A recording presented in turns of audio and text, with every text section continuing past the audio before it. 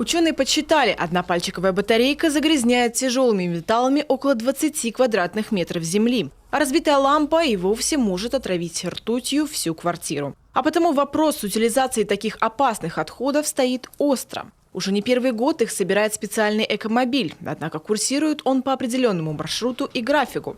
И далеко не каждый может воспользоваться этой услугой. Теперь же избавиться от старых энергосберегающих ламп будет гораздо проще. Прямо во дворах столицы Коми появится 59 специальных экобоксов.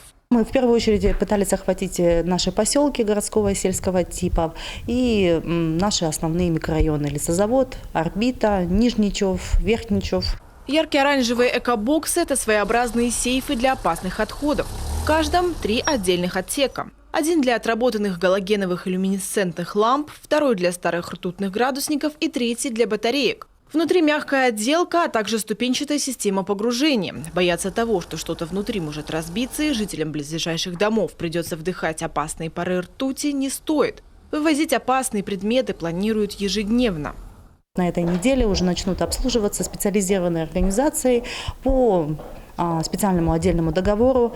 В обслуживание будет входить осмотр данных контейнеров ежедневный, в случае наличия опасных отходов их сбор, в случае наличия боя опасных отходов проведение демеркуризационных работ. В зимний период это, соответственно, обметание от снега, подбор мусора. Еще один шаг к более экологичному обществу – наклейки инструкций по раздельному сбору вторичного сырья. Информация о том, что можно сдавать на переработку, а что нет, уже начала появляться на мусорных контейнерах в Сыктывкаре. Ярко, красиво, а главное – познавательно. Есть в целом, да, там можно зайти в поисковик, набрать, и да, там выйдет какой пластик, перерабатывается, не перерабатывается, но сложность в том, что, допустим, то, что перерабатывается в Москве, в Питере и других городах, у нас оно не перерабатывается, да, это касается в основном пластика, или даже тот же тетрапак, да. В Европе доля переработки отходов составляет 60%. В Японии эта цифра и вовсе достигает 90%. В России же на сегодняшний день перерабатывается только 7% мусора.